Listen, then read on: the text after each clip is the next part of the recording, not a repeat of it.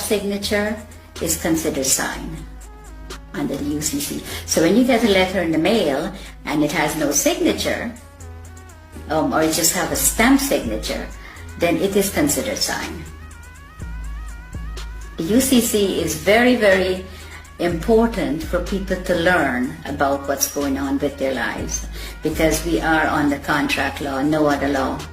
There is no law at all. In America, the court system is operated under military. When you walk into a courtroom, I don't care which courtroom, if it's a higher court or a lower court, they're under the military. Now you're walking in there and you're not a military member, and you're not told that you've been tried under the military. If you mention the Constitution, the judge says it does not apply in my courtroom. But you don't know what he's saying, because you don't know what they're doing to you when you're there. And all of that language is designed to confuse the hell out of you. Yes, it's designed under the UCC, and they know. They know what they're doing, and they know how to manipulate you. So you're saying all judges are very schooled and versed in UCC? Yes. They're taking special training schools in order to learn it? Yeah, the president appoints all the federal judges in America. And they go to Scottsdale, Arizona and Reno, Nevada to train how to apply this fraud contract in the courtroom. And in the United Kingdom? The United Kingdom, majority of the judges here in the United Kingdom are not judges. They're just doing business. They might be a retired lawyer. They're doing business as judge. And so-called judges in Malawi and in Canada? All of them, exactly the same system. They're under the UCC. Okay, try to go and discover your own birth bond, let's call it that, and you try to discover the true value. How does one go about doing that? You apply to the Federal Reserve for it. There's forms that you can fill in, and you can, once you find the bonds and the serial numbers, you can get it from the Federal Reserve because they have it. And you can then discover the value of your bond? Of course. And the average, let's say, 50-year-old in the United States would be worth what? A 50-year-old in the United States, it could be worth hundreds of millions. But one comment, if you go on the website and you put in your birth certificate number, and it comes up only one, you have hundreds of thousands of people are trading on it. Right. That's only one that you know of. I think what I'm getting at is, what do you think it would be the median value of the average 50-year-old by the time they turn 50 in the United States? What is being traded? I would say maybe $1 billion, over $1 billion. Right. Has been traded. Okay.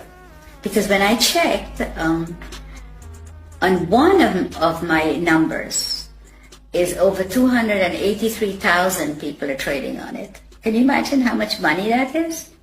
So when we hear that the US has a debt of $23 trillion or whatever it is, that fictitious money was all pumped out of the air, but effectively it was discharged against the value of the people. Yes. Right, so that's where the fiction emerges. Yes. And it becomes this huge imbalance that no one quite understands. How on earth do we get that much money? They just made it up as they go along and tell us what they want to tell us. Yes, but they'll validate the making up of that money by, on paper, discharging it against the value of the citizenry.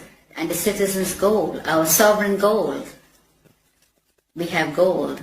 For every pound that if you weigh 8 pounds at birth, you have 8 pounds of gold set aside for you. Assigned to you by whom? By the Crown. In England? Yes. And in the United States? Yes. By the Treasury? Yes. And because the United States is owned by the Crown. Okay. So let's say there's 200 odd nations of the world. There's hundreds and hundreds of small island states. But there's about 200 nation states, big nation states. They are all of them a franchise of the Anglo-American Corporation. Yes. Let's call it that. Yes. And that the Anglo-American Corporation is an extension of the British Crown. Crown, yes. And the British Crown is collateralized by what, or backed by what? Gold. And by the people. The hundreds of millions of people. The British Empire has just went on the ground. It's still there. Controls the Bank of International Settlements, controls all the reserve banks around the world and so on. Right? Yes. Correct, correct.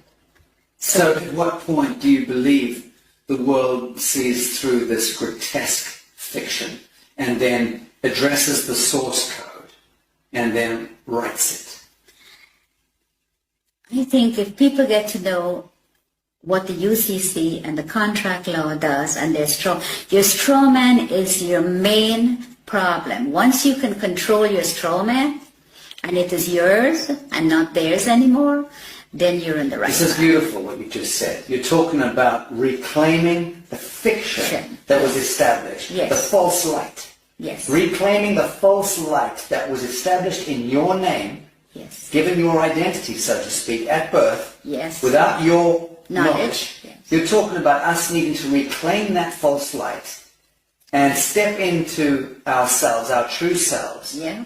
as a people of the world, Yes. in order to reclaim reality from the fiction. Yes. That's powerful. Yes, it is. And that's what I think everyone needs to do. All the sovereign people that's in poverty and whatever they put us in, that's what we need to do. We need to reclaim that, what they are making money on. That is ours. Then you wouldn't have wars. You wouldn't have people fighting for money. You wouldn't have poor people. Everybody will be okay. Everybody. But they do not want you to. If you do that, that will break down their system, and they do not want that. So once you know, you need to get into it, and you need to start reclaiming your straw man. It is your